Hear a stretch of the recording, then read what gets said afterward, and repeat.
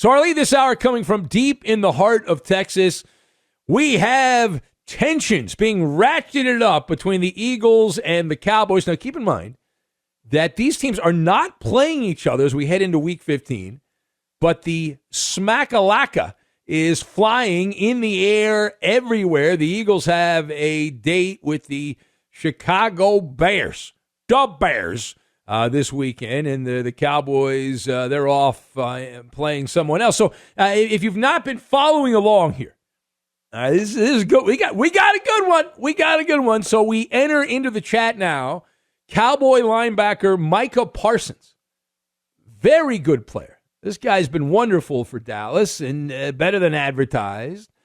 And he is now questioning publicly the legitimacy of Jalen Hurts, the Eagles quarterback, whether or not he is the real McCoy when it comes to the MVP race. Now, some of the gambling houses have Jalen Hurts as the favorite to win the Most Valuable Player award in the NFL circa 2022. Micah Parsons popped up on some Von Miller podcast. Everyone's got a podcast. Von's not playing anymore, so I guess he's got time now for his fledgling podcast. And Parsons, the Dallas defender, was asked if it's Hurts or the team. Right? Is it Hurts or the team regarding the Cowboys? And Micah, did he give a canned answer? No, we wouldn't be talking about this if he gave a canned answer. Micah Parsons said, it's system and team. System and team about the success in Philadelphia, not Jalen Hurts. But wait, there's more. He went on to say, I'm not trying to make no enemies. Parsons explaining on the Vaughncast, I just love the game so much, and I understand it so much, Parsons bragged, patting himself on the back. He said that when things are off, I just can't hold it in. I've almost got to say something, close quote. All right, so let us discuss the question. Why is Micah Parsons stoking the fire for the Eagles? He plays for the Cowboys. What is he doing here? I've got cherry tree, sauce, and Jim Rome. And we will lock all of these things together, and we're going to make one of those oversized Texas Cowboy hats. That's what we're going to make. So number one.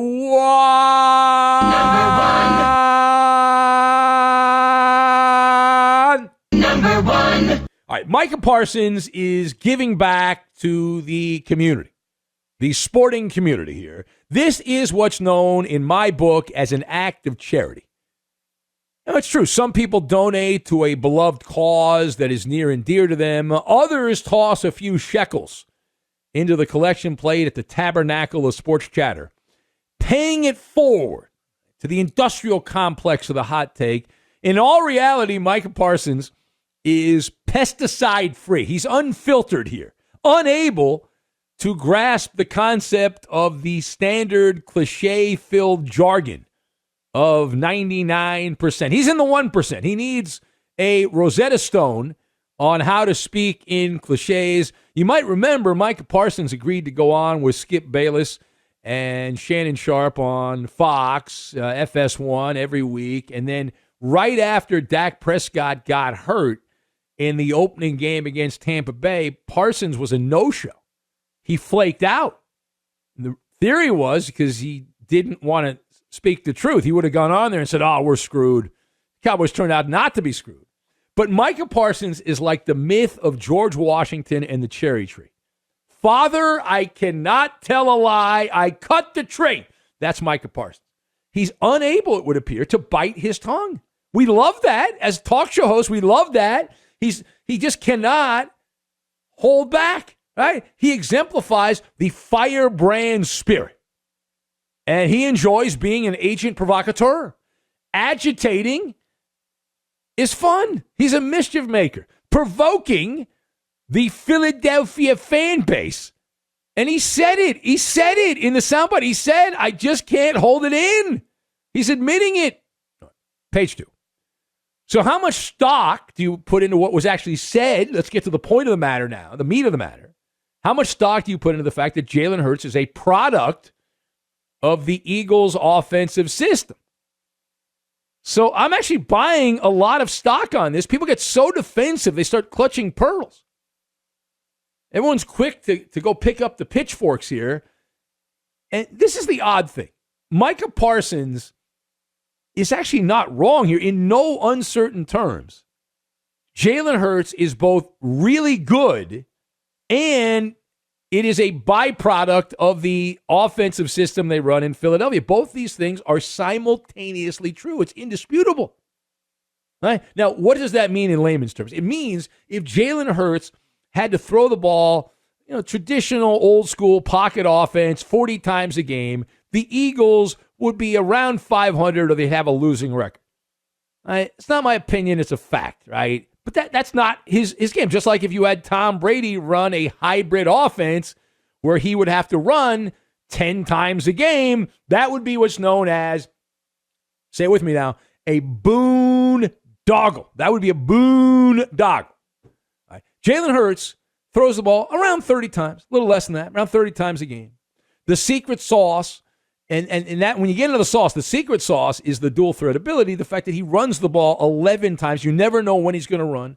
11 times per game. That's what separates him.